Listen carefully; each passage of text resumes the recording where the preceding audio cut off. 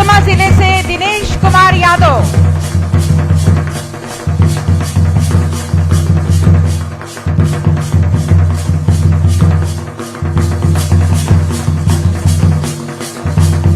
कोडरमा जिले से दिनेश कुमार यादव और इनके बाद आएंगी सावित्री कुमारी।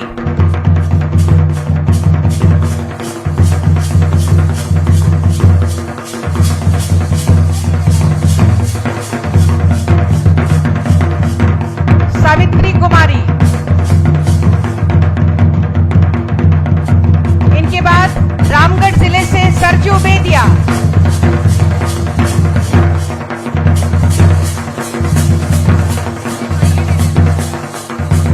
दीपक बेदिया, रामगढ़ से दीपक बेदिया।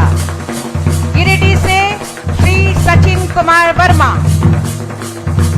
और गिरिडीह से ही आएंगे श्री रितेश कुमार वर्मा।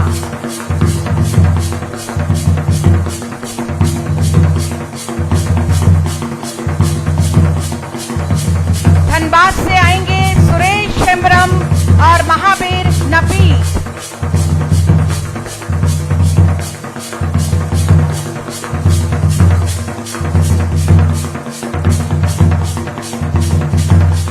धनबाद से सुरेश हेम्ब्रम और महावीर नफीस।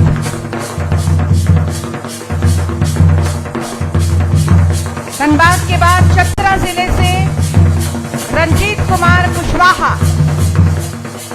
इधर आइए। चतरा से रंजीत कुमार कुशवाहा और चतरा जिले के बाद बोकारो जिले से आएंगे दिनेश चंद्र महतो और नक्की देवी।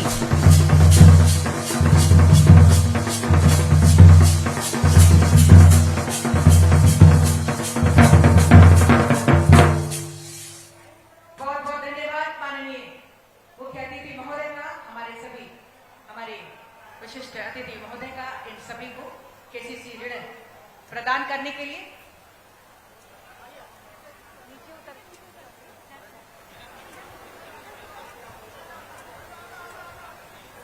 प्रमंडल के सभी 15 लाभुकों को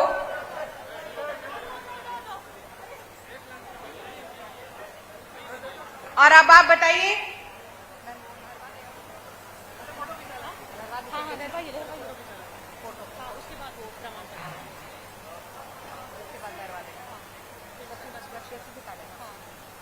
और इन अविस्मरणीय पलों को कैमरे में कैद कर रहे हैं ताकि लंबे समय तक ये हमारे स्मृतियों में बनी रहे।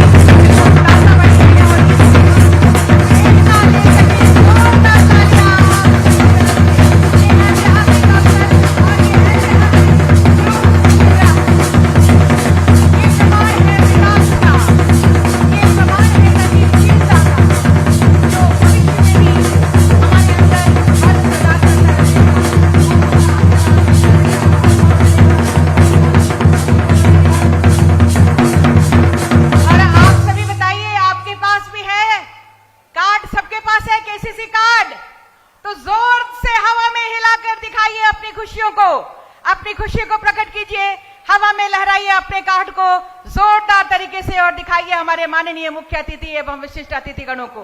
ये हवा में लहराते हुए ये सारे लाभुक अपनी खुशियों का प्रदर्शन कर रहे हैं। जोरदार तरीके से हिलाकर अपनी खुशियां आप यहाँ प्रदर्शन करें। ये खुशियां ये सभी आपके लिए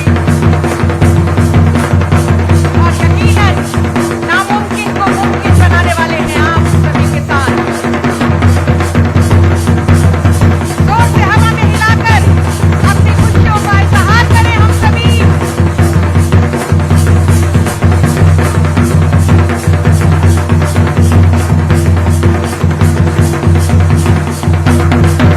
और ये है इनकी खुशियां जिन्हें शब्दों में वो बांध नहीं पा रहे हैं लेकिन महसूस कर रहे हैं और आपके समक्ष प्रदर्शित कर रहे हैं। और ऐसे में हम आमंत्रित करेंगे उन्हें जिन्होंने आंखों में अरमान लिया, मंजिलों को अपना मान लिया, है मुश्किल क्या आसान क्या, ठान लिया तो ठान लिया। और ठान लिया है माननीय मुख्यमंत्री जी ने सभी किसानों के विकास का, राज्य के विकास का। जोरदार तालियां माननीय मुख्यमंत्री जी के लिए। और इन्हीं तालियों के बीच मैं युवा शक्ति के प्रतीक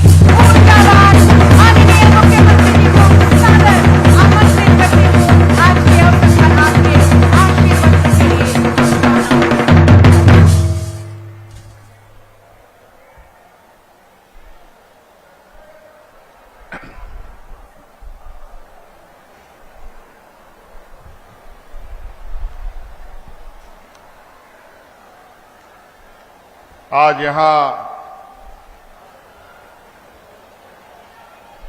हजारीबाग जिले के विनोबा भावे यूनिवर्सिटी प्रांगण में सरकार के द्वारा आयोजित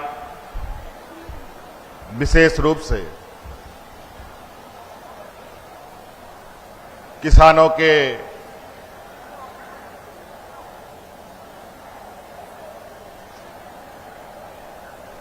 समृद्धि के लिए, किसानों के सहायता के लिए केसीसी वितरण कार्यक्रम में हमारे साथ उपस्थित मंच पर हमारे मंत्रिमंडल के सहयोगीगण, यहां उपस्थित विधायकगण, यहां उपस्थित पलामू प्रमंडल के विभिन्न जिलों के सभी उपायुक्त, पुलिस अधीक्षक, वरिष्ठ पदाधिकारीगण और विशेषकर यहां आए हुए पलामू प्रमंडल के आप सभी ग्रामीणों, किसान भाइयों, माताएं, बहनें, नौजवान साथी, बड़े बुजुर्ग, सर्वप्रथम मैं आपका इस कार्यक्रम में उपस्थित होने के लिए आपका अभिनंदन करता हूं और अपनी ओर से जोहार करता हूं। मैं बहुत ज्यादा समय नहीं लेना चाहूंगा, अभी हम लोगों के और भी कार्यक्रम हैं। माननीय विधायक, माननीय मंत्रीगण से बहुत सारी बातें आई हैं। आज विशुद्ध रूप से यहां पर किसान क्रेडिट कार्ड जो आपको यहां पर प्राप्त हुआ है, मैं आप सब लोगों को शुभकामनाएं देता हूं।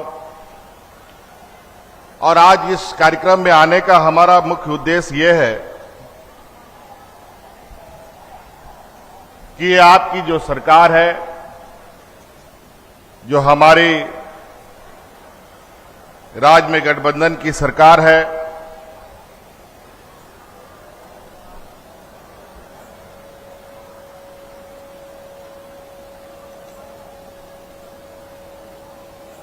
ये सरकार जो भी कार्य कर रही है, इन कार्यों का जिनके लिए हम बना रहे हैं उनको मदद मिलती है या नहीं मिलती है,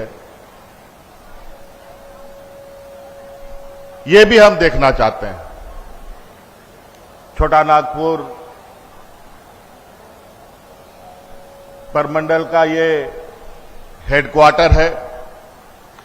आज आप चतरा से भी यहां आए हैं, कोडरमा से भी आए हैं, गिरिडीह से भी आए हैं, बोकारो, धनबाद से, रामगढ़ से आए हैं,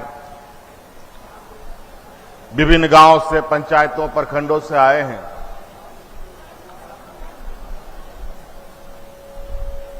और मैं आपको यही कहना चाहूंगा कि मौजूदा सरकार जो भी कार्य योजना बनाती है और जो भी हम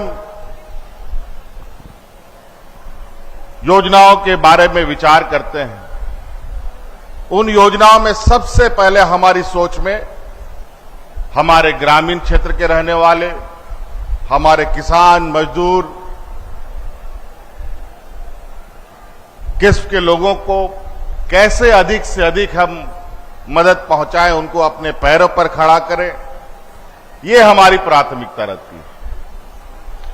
क्योंकि हमारा ये मानना है कि अगर गांव मजबूत होगा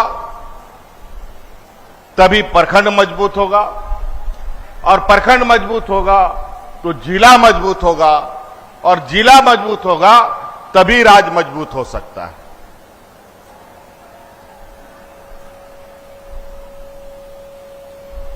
और यही वजह है, हर वो योजना अगर आप देखें, आज केसीसी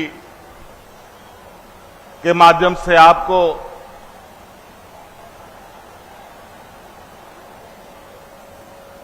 सैकड़ों करोड़ रुपया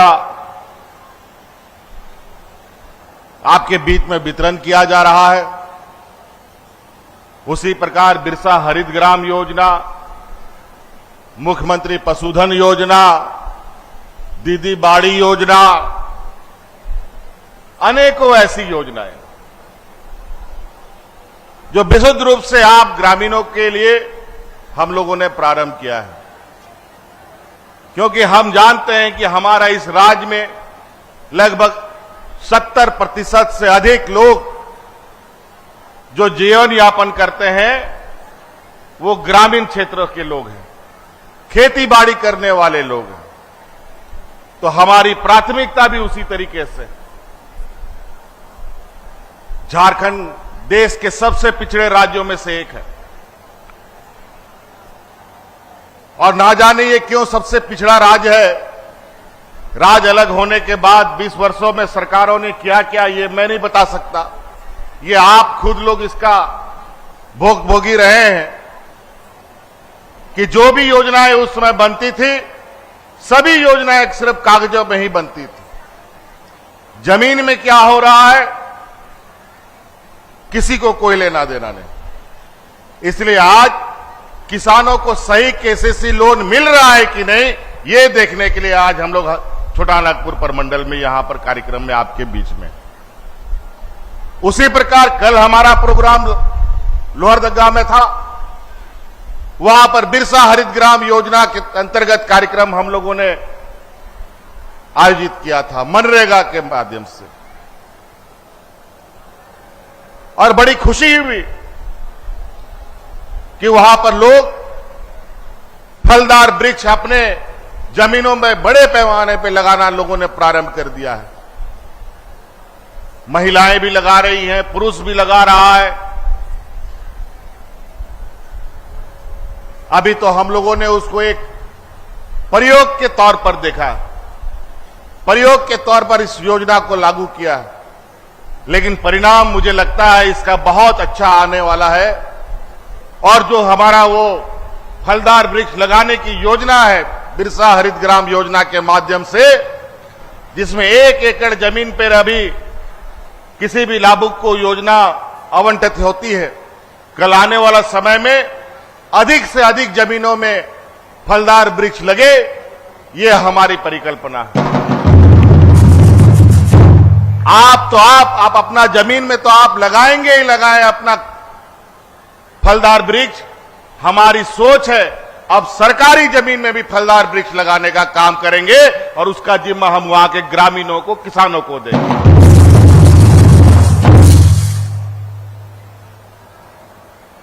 पहले आप लोगों ने वन पट्टा, जमीन का पट्टा के बारे में सुना है। जिले में समय समय पर इसका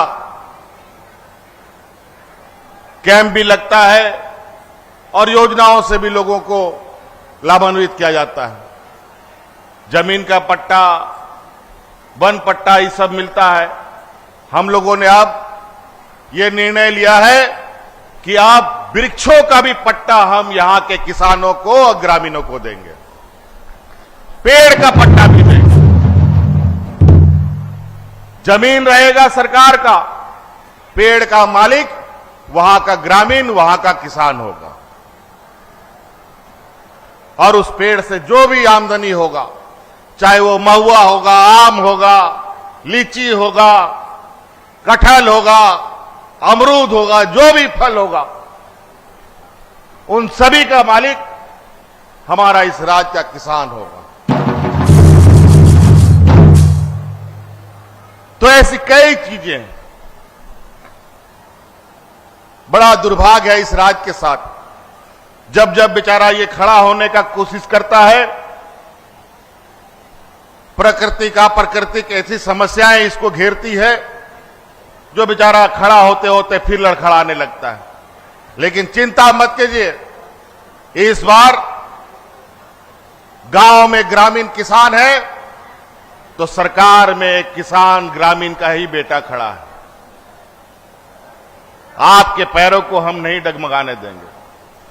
हम कोरोना से जिस महामारी, जो दुनिया आज के दिन में भी कोरोना के मार को नहीं सह पा रहा है, उस कोरोना को हम लोगों ने हराया है। निश्चित रूप से आने वाला जो विपत्ति, जो हमारे सामने एक बड़ी समस्या सुखाड़ को लेकर उत्पन्न हो रही है, उस पर हमारी कड़ी नजर है। आज ही नहीं, हम पिछले 15-20 दिनों से इस पर हमारी चिंतन मंथन चल रही है। कल भी हम जब बिरसा हरित ग्राम योजना में गए, हम हेलीकॉप्टर से जा रहे थे और पूरा रास्ता जमीन को देखते हुए जा रहे थे,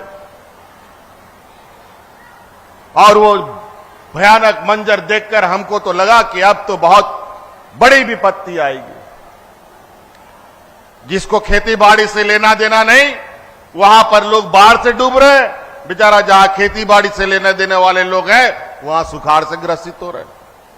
इसका कारण क्या है? कहीं ना कहीं नीति निर्धारण करने वाले देश में हो या राज्य के अंदर, इन लोगों ने ऐसा सही नीति नहीं बना पाया कि आज किसानों को हम राहत दे पाए। इन लोगों ने नीतियां हमेशा व्यापारियों के प्रति, उनकी नीतियां हमेशा बाजारों के प्रति बनी रही, ग्रामीण किसानों को भूल गए। आज इस राज्य के लिए हमें काम शुरू से करना पड़ेगा। आज ये राज्य, यहां के किसान, यहां के मजदूर, यहां के नौजवानों की समस्या क्यों नहीं सुलझती है? इस समस्या का समाधान ढूंढते हैं जब, तो बहुत तकलीफ होती है और लगता है कि विगत 20 वर्षों में जिन लोगों ने सरकारें चलाई है, इन लोगों ने इस राज्य का भट्टा बैठाने का काम किया। इस राज्य को आगे बढ़ाने के बजाय इसको पीछे धकेलने की योजनाएं बनाने प्रारंभ कर दी, और नतीजा आज ग्रामीण से लेकर के शहर तक में त्राहिमाम मचा हुआ है। बूढ़ा, बुजुर्ग, नौजवान, महिला, सभी लोग, कई समस्याएं तो इस राज्य में एक कोड़ की तरह बना रहा।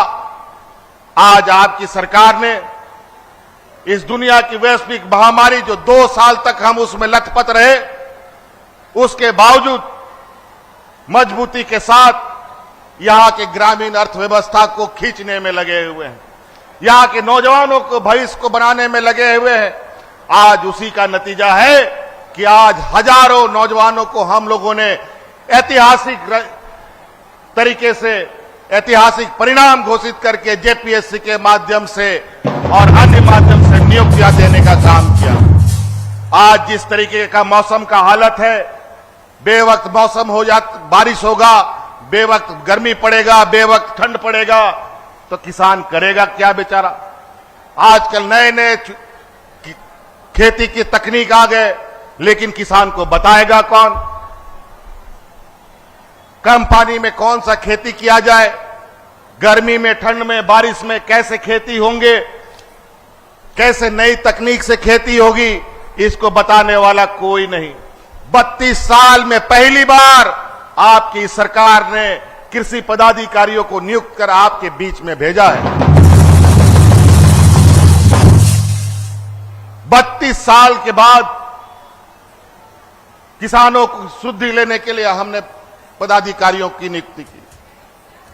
जब हमारे पास हाथ पैर ही नहीं रहेगा, सोचने वाला आपके बीच में बताने वाला नहीं रहेगा, तो आप क्या काम करेंगे? आपने आज बीज खरीद लिया,